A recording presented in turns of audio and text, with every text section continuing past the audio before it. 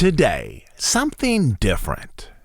When I first started researching the history of the Disney studio and the parks, there was the Bob Thomas biography on Walt Disney, the Christopher Finch book on the art of Disney, a handful of books either produced or licensed by Disney, which primarily focused on the parks or early animated features, and a few independent monographs or memoirs focused on individual artists. Beyond the books, there was the E-Ticket magazine focused on the parks, and Persistence of Vision, which was a magazine focused on the breadth of Walt's interests, from films to the parks to the World's Fair. But in the last 10 or 15 years, there has been an absolute explosion in quality scholarship focused on the history of the Disney studio and the parks. There's a small but active group of researchers, many of them attached to universities or professional archives, focused on presenting the history of the films, attractions, and other Disney-related projects. For a while, I've wanted to occasionally include some of these voices in our podcast as a way of incorporating a larger range of studio subjects and also introducing some scholars who have explored compelling topics.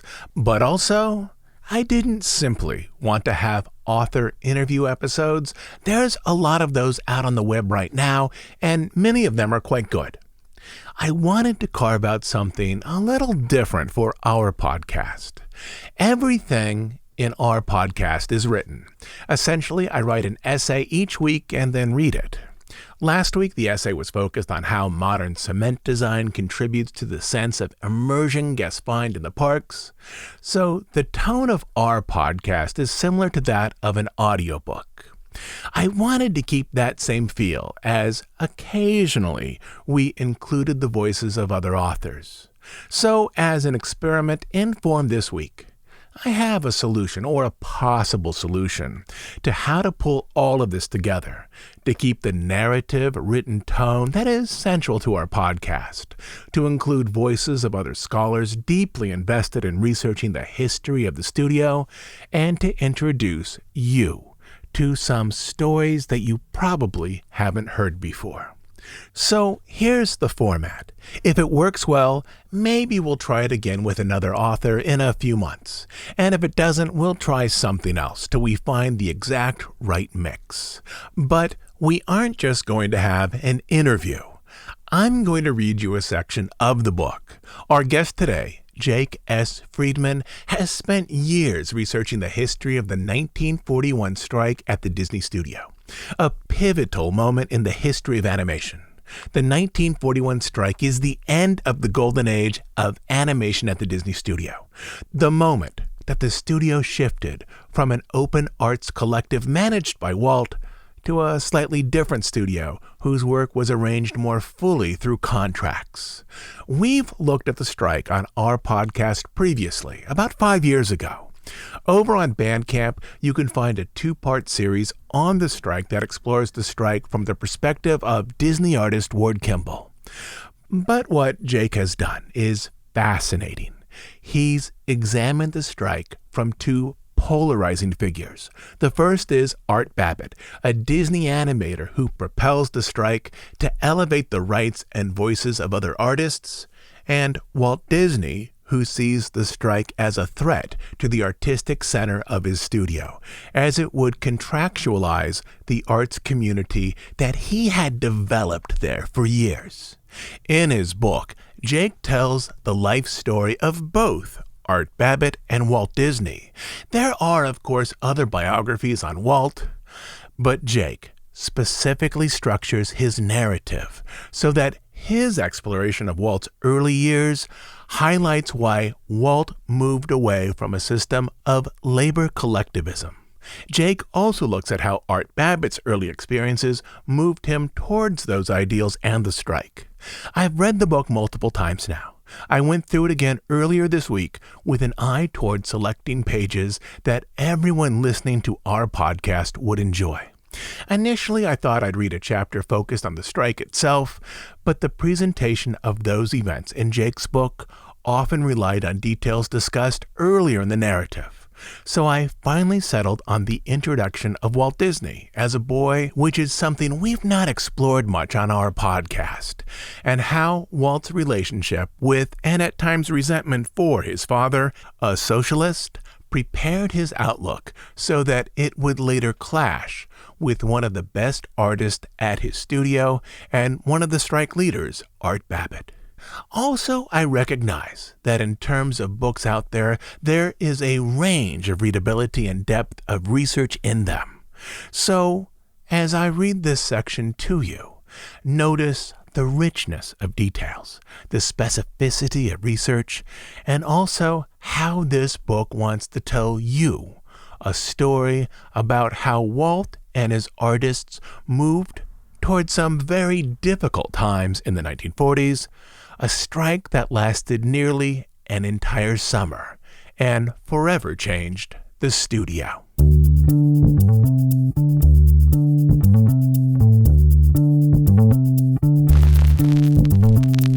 The title of the first chapter, My Father Was a Socialist, is a quote from Walt Disney himself, a statement he offered in the 1950s as a way for readers to identify the political tones of his childhood and also to understand how his worldview as an adult was different from them. In ways, Walt's political outlook as an adult was reactionary to the one his father tried to impart on him when he was young. And this is exactly where Jake's book begins. The following pages are from The Disney Revolt, The Great Labor War of Animation's Golden Age by Jake S. Friedman.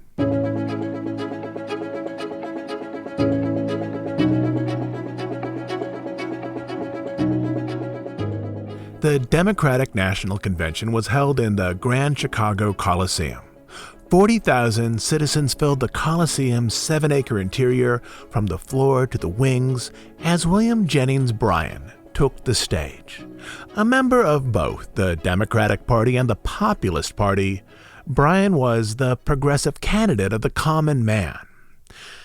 "Upon which side will the Democratic Party fight?" he asked. "Upon the side of the idle holders of the idle capital, or upon the side of the struggling masses?"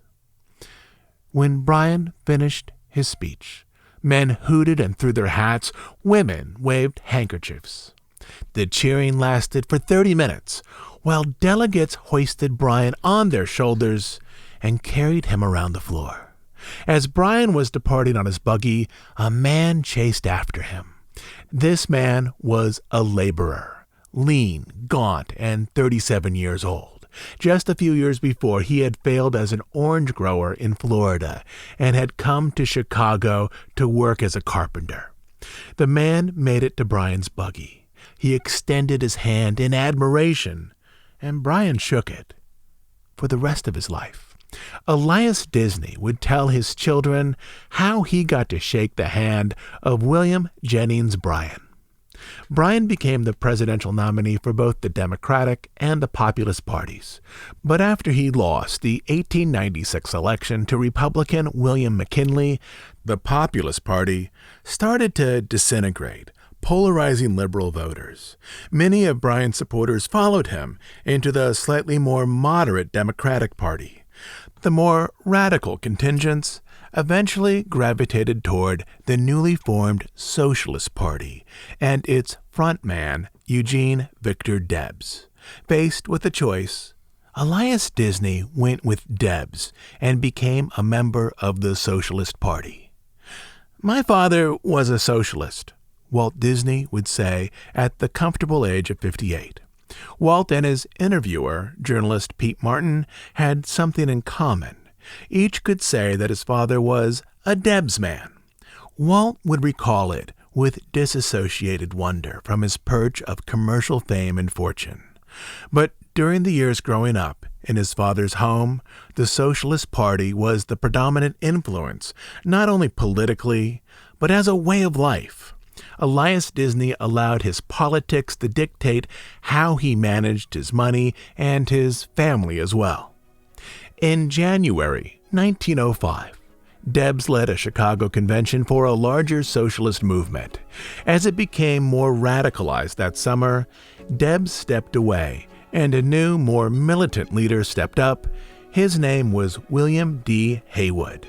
And the group, the Industrial Workers of the World, IWW, was later suspected of being behind a terrorist bombing that almost killed Walt Disney.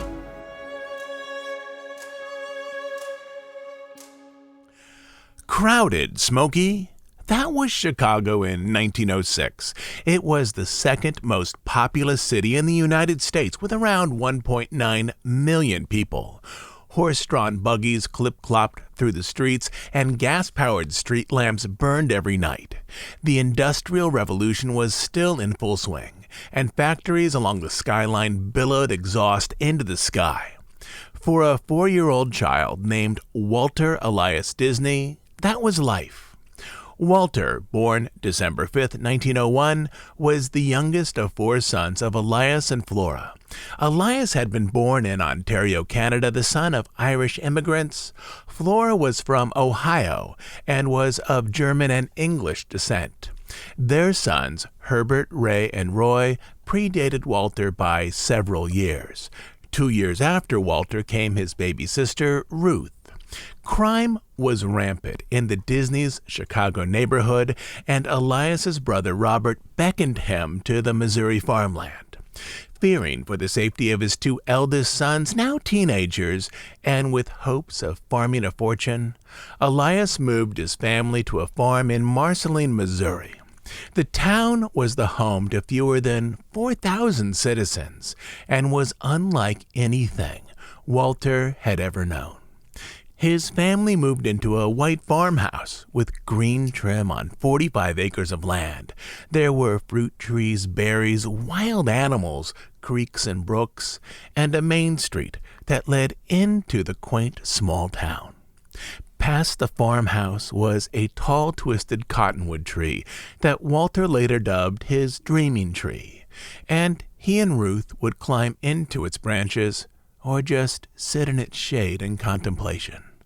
Walt Disney would later credit Marceline as his primary creative inspiration, saying, "Those were the happiest days of my life." Because it was easier for Elias and Flora to manage, Walter began school at the same time as his little sister Ruth. Thus, while he had 2 extra years of childhood freedom, he would remain old for his grade throughout his schooling. He could remember things from his childhood with a clarity that astounded even his own family.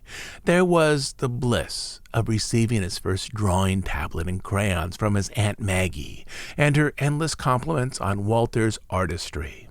There was the wisdom of his elderly neighbor, Doc Sherwood, who warned him, "Don't be afraid to admit your ignorance."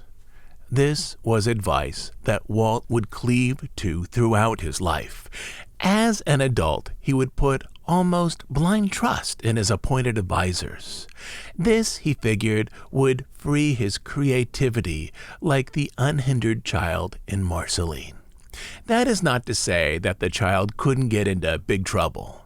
Out of a rain barrel, he scooped wet tar and smeared a mural on the side of the white farmhouse.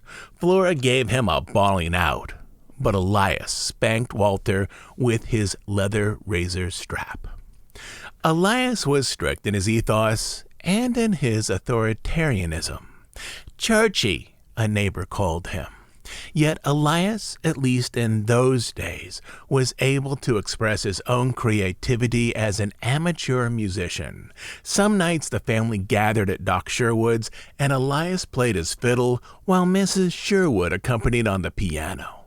Elias hosted his own gatherings at the Disney farmhouse, but their purposes was to spread the doctrine of agricultural socialism. He was a member of the American Society of Equity, a socialist cooperative of Midwestern farmers. It pressured lay leaders like Elias to run meetings and enlist other members. Dad was always meeting up with strange characters to talk socialism, remembered Walt. They were tramps, you know. They weren't even clean. Flora tried to support her husband, but fed the strangers on the doorstep to keep them out of the house. Nonetheless, the equity had many harsh critics, even among the progressives in the farming community. For one thing, the equity never committed to concrete goals for crop withholding, price fixing, or striking. Its tactics remained strictly theoretical. For another, the equity's founder was neither a laborer nor a farmer, but an Indianapolis businessman and the editor-in-chief of an agricultural newspaper. Most importantly, the equity pocketed the money paid in membership dues, whereas a bona fide union uses dues to pay its leaders. Instead of receiving a steady paycheck, equity organizers like Elias were paid on a commission basis. He was explicitly instructed to grow membership through the equity's aggressive methods of word of mouth and chain letters, which by 1940 were remembered as myriad schemes. The equity required a $1.50 membership fee, $1 annual dues, and a subscription to the equity newsletter. At the time of Elias's involvement, the equity had already been publicly condemned as the Society of Inequity. Even Walt remembered his dad as a victim of his own credulity. He believed people, Walter said later. He thought everybody was as honest as he was. He got taken many times because of that. This was Walt Disney's first encounter with the organized labor movement. Elias must have been awfully unsuccessful as a socialist organizer. He couldn't even convince his own family of the movement's merits. By 1910, the Disney farm was failing, and Elias demanded everyone pool their earnings together for the family farm. The eldest Disney brothers, Herb and Ray, resented this passionately. Little Walter was witness to many a scorching argument between his big brothers and his father. One evening, Herb and Ray returned to the Disney farmhouse, having spent half their earnings on new pocket watches. Elias was livid. The fury that erupted was the final straw for Herb and Ray. The next day, they emptied their bank accounts and ran away from the Disney home, leaving the rest to manage on their own. Elias's stubbornness had broken the family. Without the eldest brother's help, the family sank more quickly into debt, and soon they had to sell the farm. That November of 1910, 8-year-old Walter and 16-year-old Roy had to post bills around town for the family's estate sale. For Walter, it was heartbreaking.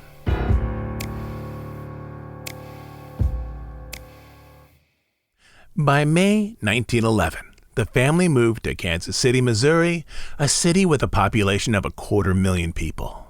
The Disneys lived in one of the small houses on a densely occupied street, a far cry from the paradise of a 45-acre farm. Their orchard now was a single tree. Their vast fields were now a single small vegetable garden. Hungry for income, Elias bought a Kansas City Star paper route. He assigned the newspaper deliveries to himself, Roy, and Walter. Now Roy and Walter had to wake between 3:30 and 4:30 in the morning, go to the printing plant to pick up their papers, deliver them to each house with a pushcart, be at school when the first bell rang, and then leave school a half hour early in the afternoon to pick up and deliver the evening editions. On Sundays, the paper was so thick and heavy that Walter needed to double back to the headquarters to fit a second load in his pushcart. This was in addition to his regular household chores. Meanwhile, Elias, at 52, had stopped playing the fiddle and started investing every penny his family earned into a struggling jelly and juice company called Ozell. To earn his own pocket money, Walter covertly hired himself out to local shops as a hand-bill distributor and clocked in at a drugstore during his midday recess. Only in secret could he keep a penny for himself. Unsurprisingly, Walter became an eager escapist, particularly when it came to the movies. When Charlie Chaplin debuted his Little Tramp character in 1914, Walter was an instant fan. Like the tramp, Walter had a coy disrespect for authority. He could sneak out into his friend's house at night and smuggle a field mouse to school in his pocket. Walter continued drawing, sometimes making doodles in the margins of his books, so that when he flipped the pages, the images seemed to move. He also copied the comic strip from his father's socialist newspaper, The Appeal to Reason. As he remembered, the Appeal to Reason would come to our house every week. I got so I could draw capital and labor pretty good. The big fat capitalist with the money, maybe with his foot on the neck of the laboring man with the little cap on his head. This comic strip was called The New Adventures of Henry Dubb by cartoonist Ryan Walker. The anti-union laborer's clownish expressions and stubbornness made him the hapless butt of ridicule. 1 year after delivering newspapers, Roy found work as a bank teller, while Walter continued as a paperboy into his teens. In January 1917, the Kansas City Convention Center hosted a Newsboy Appreciation Day, sponsored by the Kansas City Star, offering free movie screenings for newsboys. Thousands flocked to the building.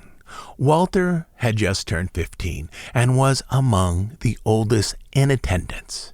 He landed a seat in the gallery. 4 screens were placed in the center of the round, each with its own projector, intending to synchronize on each side to all the surrounding children. The lights dimmed, the room hushed.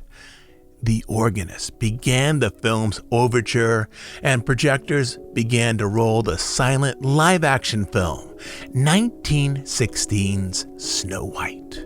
Walter sunk deep into his chair, quietly drifting into a world of silver-screened fantasy.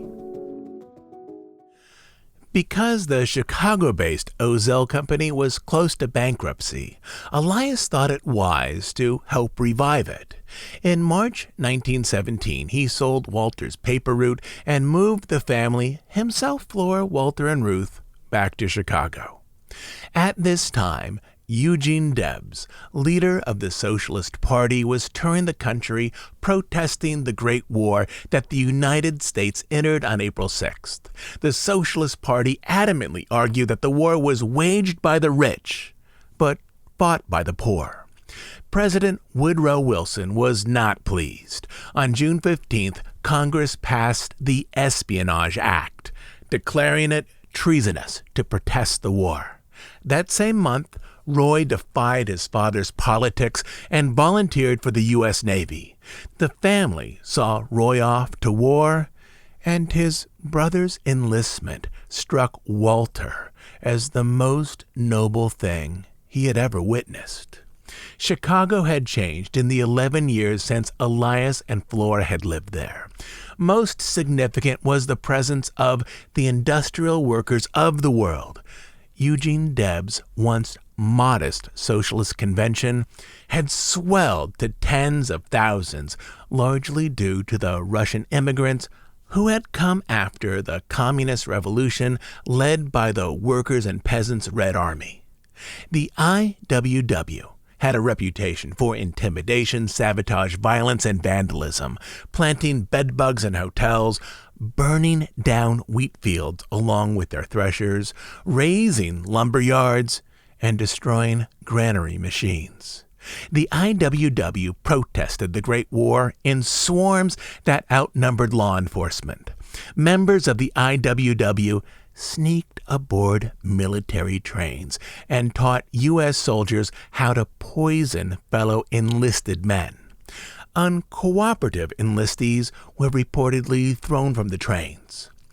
At night, machines at artillery plants were jammed. The culprits left behind stickers bearing the insignia of the IWW, a snarling black cat ready to pounce, presumably on an unsuspecting mouse. During the 1917-1918 school year, Walter Disney was known as the class cartoonist and amateur magician. Elias, however, thought his son was wasting his time. "He never understood me," remembered Walter. "He said, 'Walter, you're not going to make a career of that, are you? I have a good job for you in the jelly factory.'" Every day after school, Elias had Walter contribute to the family collective by doing odd jobs at the Ozell plant. By the time the school year was over, Walter wanted nothing more to do with Ozell.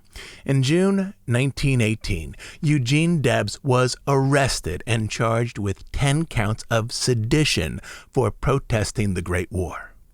That summer, as Debs waited for a verdict, Roy visited Chicago on military leave. Walt was tremendously impressed seeing his brother in uniform. By the time Roy returned to duty, Walter had made up his mind to join the war effort too. He was 2 years shy of the minimum age of 18, so he set out to find work instead. He landed a job in Chicago's downtown Federal Building as a substitute mail carrier. Elsewhere in downtown Chicago, 100 IWW members were tried and convicted of conspiracy. 15 of them, including leader William Big Bill Haywood, were sentenced to 20 years at Leavenworth Penitentiary, the country's largest maximum security federal prison. The office of the presiding judge, Kennesaw Mountain Landis, was located in the Federal Building several floors above where Walter Disney worked. On the evening of Wednesday, September 4th, 1918, Walter was in the lobby of the Federal Building ready to leave. Suddenly, at the main door was a flash and a deafening explosion. Brick and stone were blasted in the air. Walter was a breath away from the blast. "I missed that darn thing by 3 minutes, he remembered. Witnesses reported seeing an occupant of a passing car hurl an object at the Federal Building's entryway. The police would call it a death bomb. 4 people were killed. 75 were injured. The police rounded up 100 members of the IWW. No charges were filed, but in the court of public opinion, the IWW were guilty. Unfortunately for the Socialist Party, papers linked the IWW to Eugene Debs. It was then with unprecedented resolve that Walter defied his father's politics and joined the war effort. He learned that the Red Cross Ambulance Corps allowed 17-year-olds to enlist. So he got Flora to sign for him, and he doctored his birth date by a year. On September 12th, Eugene Debs was found guilty of undermining the American war effort. On September 16th, Walter Disney officially joined it. That was part of the first chapter in Jake S. Friedman's book, The Disney Revolt. And this past week, I was able to sit down with Jake and talk with him about the book and his research. Hey, Jake, how's it going? Hello. There you are. How's it going?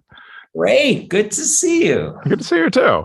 I've actually already introduced you. You weren't there for this, but I introduced you and said fabulous things about you and your book. So we can just kind of start in if you want.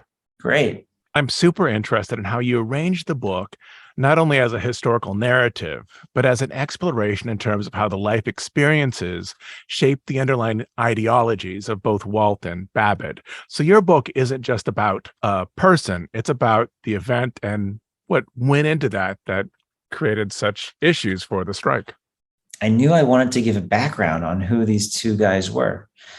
At first, the book was going to be about Art Babbitt. It was just going to be kind of a womb-to-tomb bio of Art Babbitt, because it was his wife who wanted it, his widow who wanted the book to happen. And she asked John Culhane, maybe some of your listeners know of John Culhane's deep dive into Disney history over his like 40 or 50 years doing interviews and stuff. And it was John Culhane who told me that I'd be writing this book, but he framed it as a biography of Art Babbitt. Could you talk a little bit about standout scenes? I think listeners are very familiar with the features and the shorts, but they often don't know exactly who's contributed to which scenes. What if they wanted to understand Babbitt's work? What would be a handful of standout scenes that they might take a look at? A handful of standout scenes of Art Babbitt's work. Mm-hmm. He did some of the chase scenes of the Big Bad Wolf in the first Three Little Pigs. That was like his real breakthrough scene. Following that, he had a starring role in Country Cousin, where he animated Abner's drunken scenes. And that short ended up winning an Academy Award. And Babbitt's animation, as well as Les Clark's animation of Monty, the other mouse, those two silent, non-speaking roles convinced Walt that they could do the dwarves. We have two characters who are extremely expressive and changing their states and don't speak, and they look similar. And now we can do the dwarves. Like, this is like funny and slapstick, and we fear for them at the end, and we fear for their safety. And at the beginning, we're laughing with them. So that was a huge milestone towards making Snow White a reality. Babbitt, whenever you see a classic Goofy cartoon, Goofy's kind of two people in one. Art started him as a sort of slow-moving hick, and later on, Willie Reitherman made him into kind of a sportsman, a fast-moving sportsman. So whenever you see Goofy being a sportsman, including surfing in Hawaiian Holiday, that's Wooly. But if you see Goofy just trying to figure out how to do something and failing, but doing his best, that's Babbitt. And one of my favorite scenes of any Disney short animation is Mickey's Amateurs, where Goofy is in charge of this one-man band that runs haywire, just machine. And it's just I love it so much. It's just like a big physical comedy, musical joke that the timing is just utterly perfect. What would you say distinguishes Babbitt's animation in terms of style, appearance of character, and movement from that of the other lead animators from that time? At that time, Babbitt was sort of specializing in characters who needed to thinking characters.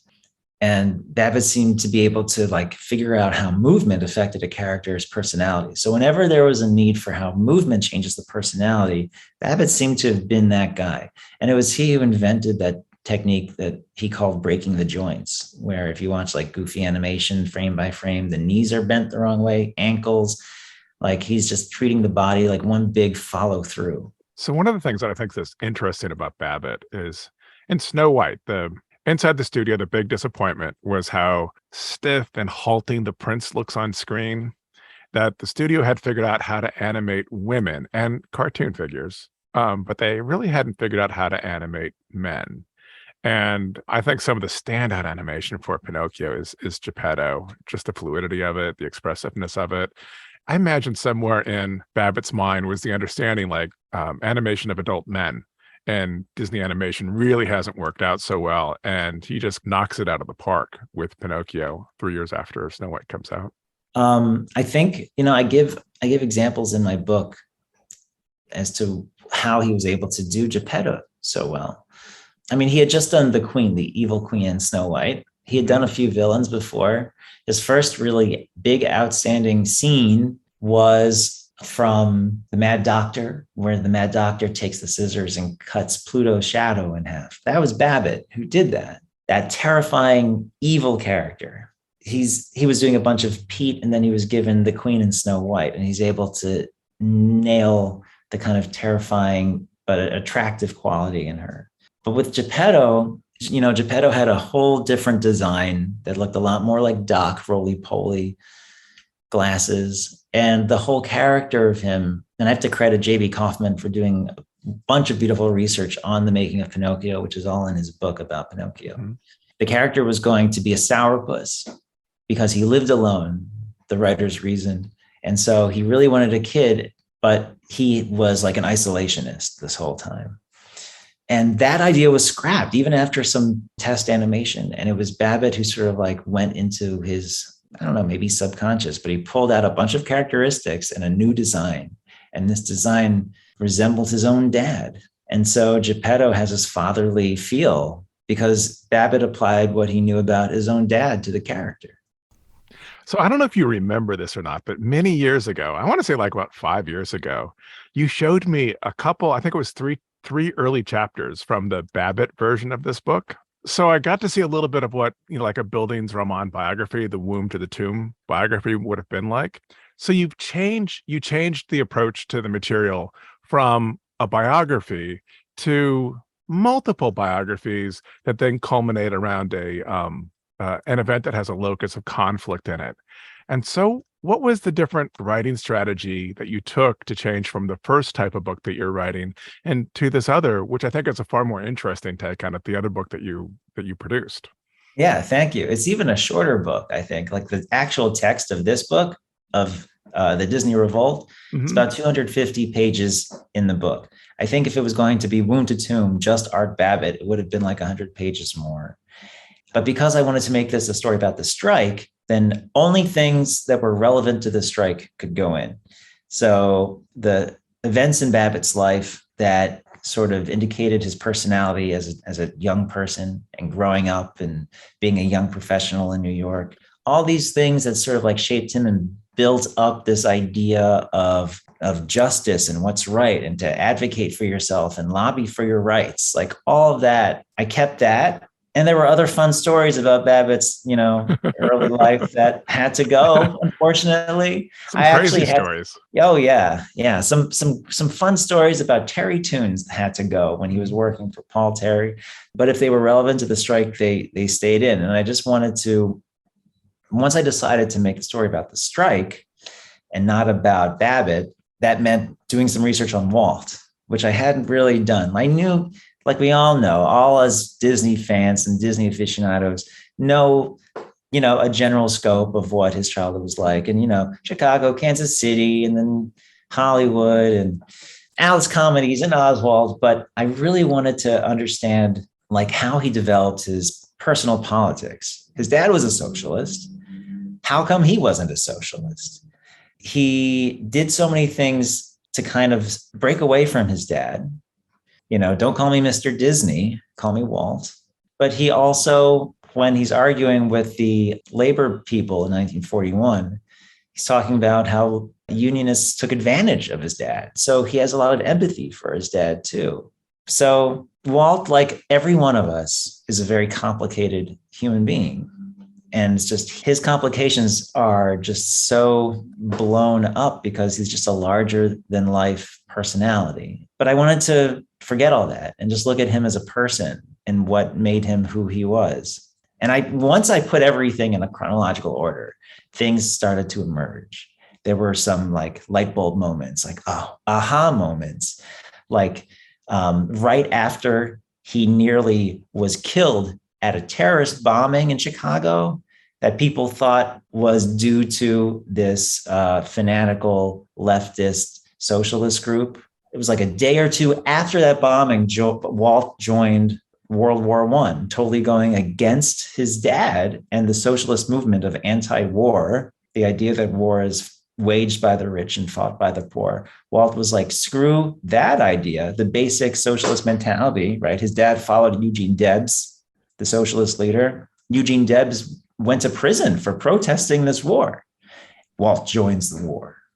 I mean, what a big, how do you say this diplomatically, finger to your nose Walt gave just by joining the war effort and by changing his age so he could fake his way in. It's like everything he's doing at this point is saying, like, I've completely abandoned my dad's politics.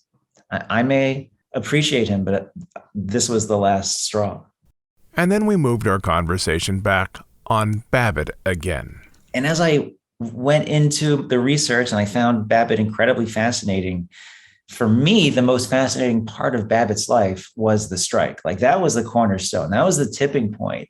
Everything was going well. The strike happened, and then it completely derailed his life path for the rest of his life.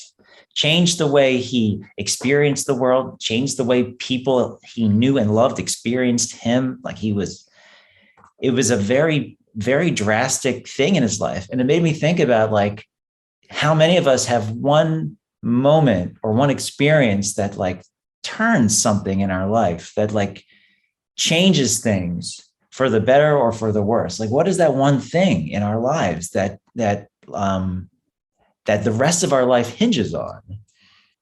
How would you describe the studio before and after the strike? What are the major things that you see have changed in its culture or in its practices in terms of filmmaking? 1940, we have the Burbank studio. The animators had basically completed their move in the early part of 1940 from the Hyperion studio to Burbank. And the Burbank studio, outside of the union disagreement, it was a haven. I mean, I'm sure your listeners know all about all the great stuff that the Burbank studio had. They have the athletic club on the top floors of the animation building. You have a garage where you can get your car looked at and checked out at no cost. You can sit at your desk and order an ice cream soda from the cafe and have it delivered to your desk. A lot of these great benefits. Walt wanted his folks to know that they were really highly valued. Oh, and air conditioning in 1940. Wow, what a novel thing. I mean, and the cost, like he had a lot of maintenance folks who had to be on staff at all times to make sure that this was working. But that was a novelty. And of course, there's sports on site, and the inkers and painters have tea time and coffee cake and things like that. So there were those, especially the folks who were new at that time. They were like, oh my God, this is incredible. It's 1940. There's a depression outside of these walls. People are beginning to talk about war scarcity, but inside the Disney studio, it's like a paradise. And then you have people who are like, wait, not everyone can join the athletic club. Being an employee here isn't enough. You have to be a top earner. At the time, it was $100 a week. If you're a top artist, you get wall-to-wall carpeting. If you're a middle-level artist, you get a square of carpeting. If you're a lower-level artist, you get no carpeting, just tile on the floor. I mean, so there was a kind of a class system that Disney imposed. Some people, it really rankled. They thought that like maybe Walt was trying to motivate his staff. Maybe this was his idea of getting them to strive to do better work. But Art Babbitt in particular thought that it was unfair. And part of why it rankled him personally, I tried to get into, because in his childhood, when he was living in Sioux City, he was in like the poor parts of Sioux City, and he would like work as like a golf caddy for the rich parts of Sioux City. And at nights he would go in and like pull pranks on the houses of the rich folks in town. So it was kind of divided. People thought it was great, and other people thought, it's not so great. It was also not as personal as the Hyperion studio. It was much more, I don't know, it felt more industrialized, which it was. The Hyperion studio was a hodgepodge of buildings that didn't really make any sort of like planning sense. And for some people, they felt like that was the greatest place to sort of inspire creativity. You have a hodgepodge of buildings, people go from one place to another. You sort of bump into people while you're walking who you wouldn't normally see. But in this new layout, it was kind of like everyone had their task, and it was very just industrialized. And for some people, they felt like the creative spontaneity was sort of gone. Yeah. My take on this is it moves from an environment that I think for a lot of the animators reminded them of art school, of kind of haphazardly living and being in makeshift places to do their work. And then they go to an area that looks like a business, a very nice business, but still a business. Mm-hmm. That's a great point. And seeing it as a business, maybe they're like, oh, as a business, maybe we should be treated better. So towards the end of the book, after the strike, Babbitt leaves the studio and he never feels connected to the artistic center of animation in the same way that he had in the 30s and 40s. And there's a number of other animators from that period that have the same experience. Like there's a really sad set of letters from Bill Teitla, animator of Chernobog and Stromboli, among other things, where at the end of his life, he lives through the 1960s. At the end of his life, he is essentially begging his friends at Disney to get Walt to take him back, and it just never happens. Yeah. What is it about the studio during this period that allows artists to stretch themselves and to find some type of artistic ability that is otherwise outside of what they can perform. Well, the 1930s was just an incredible time at the Disney studio, just incredible. I mean, the evidence is on the screen. How you get from Steamboat Willie to Snow White in 9 years, or how you get from Ugly Duckling 1931 to Ugly Duckling 1939. Oh my God. Like, I still cry when I see that short, 1939's Ugly Duckling. All of those innovations, you have this core group of animators that predate the Nine Old Men, with the exception, of course, of Les Clark. You know, he was there since this really early days. But we have the core group of folks that people know, like Freddie Moore, Norm Ferguson. We have Dick Lundy. We have Art Babbitt. And I sort of look at these four guys. The whole studio is filled with incredibly talented people. But I look at these four guys because Freddie Moore is credited with designing Mickey Mouse. Dick Lundy is credited for giving the personality to Donald Duck. Babbitt's credited for basically being the father of Goofy, giving Goofy his personality. And Norm Ferguson is the father of Pluto. With these guys, they create our core characters that are pretty much the same now as they were then. The personalities are the same. The squash and stretch is the same. So Babbitt is already an extremely selective and highly regarded company, being in this cohort of people, being the father of Goofy. And he's a lead animator doing some incredible work with like the Queen and Snow White and Geppetto and Pinocchio, etc. But it was Babbitt who, in 1932, his first year there, he says, let's bring in an art school.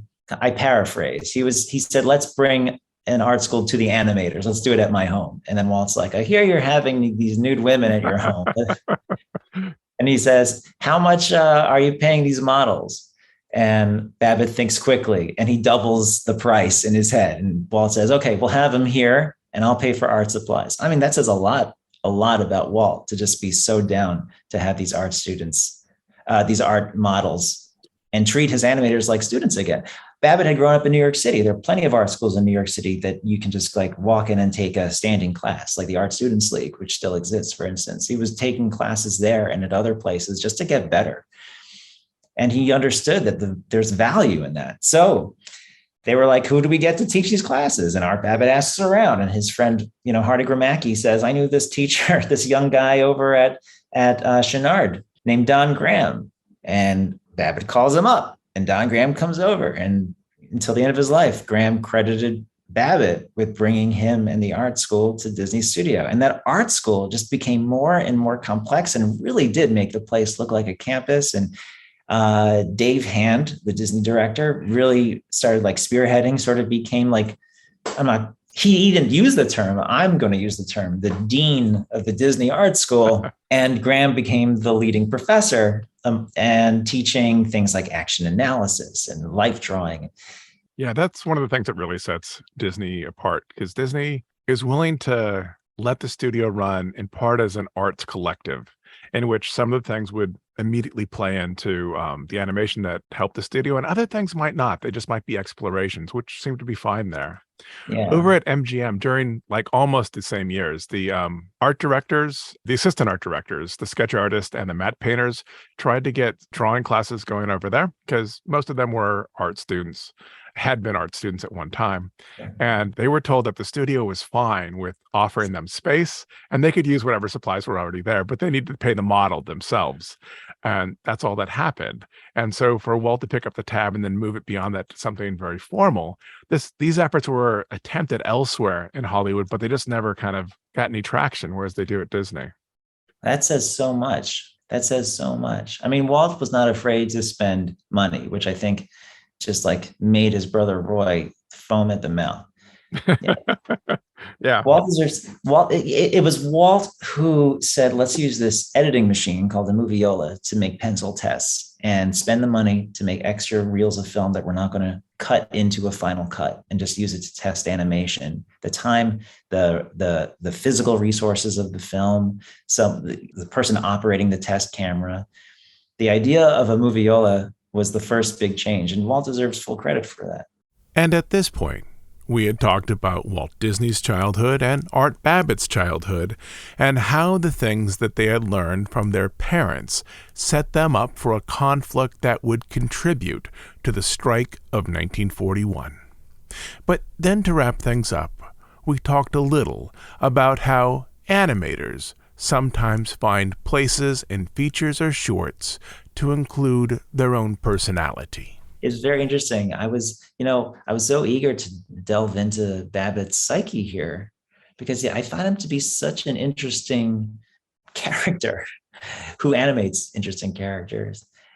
And he provides all these little windows into how he was inspired to do this or that. And when he describes animating the mushrooms in Fantasia, he talks about this cocky little mushroom who feels like he's better than everyone else and separates himself from the group and sort of like bows to each one like he's checking out his troops. And it just, without a doubt, like that, Babbitt just animated himself in this tiny mushroom. Well, thank you so much for joining us today. Well, thank you for having me, Todd. You can find Jake's book, which is called The Disney Revolt, at Amazon, Barnes & Noble, local independent stores, and wherever books are sold.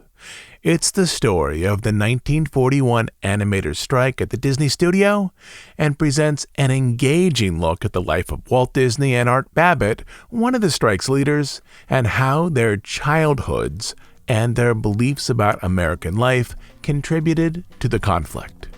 There is also an audio version on Audible, but Jake wanted me to point out that the print version is illustrated with photos and drawings depicting the lives of Walt and Art Babbitt and presenting the strike itself. Either way, in print or on audio, the narrative is a compelling presentation of a transformative moment in the history of the Disney studio. So today, we talked not only with an author and researcher, but we sampled a key section from his work as a way of not only exploring his ideas, but giving you a sense of his writing style and sense of narrative flow. For years, our podcast has been arranged to explore and present the history of the Disney studio and the Disney parks.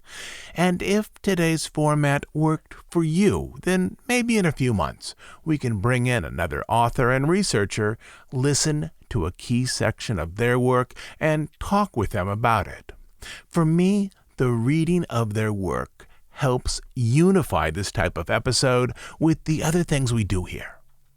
I'll be back next Sunday with our news and analysis episode for October. There's some news about the Reedy Creek issue. The new Disney theatrical release timeline is causing some trouble overseas, and there's still problems swirling around executives at the studio. But that's for next week.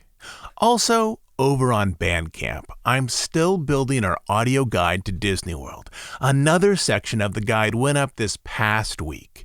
If you're on Bandcamp, you are used to getting a note each time a new audio segment goes up. But as I'm building this guide as an album rather than as a set of episodes, you won't get an alert each time a new segment goes up. The material will just be there inside the Disney World Guide album. I'll just remind you here each week that a little more has been finished. In the most recent section to post up, we explored the diminishing benefits of staying on property, we explored options off property, and then we looked at a couple of ways to stay on property for a far lower rate than what is typically listed on the Disney website. The next section to go up will look at the best bars and lounges on property, along with some of their backstory.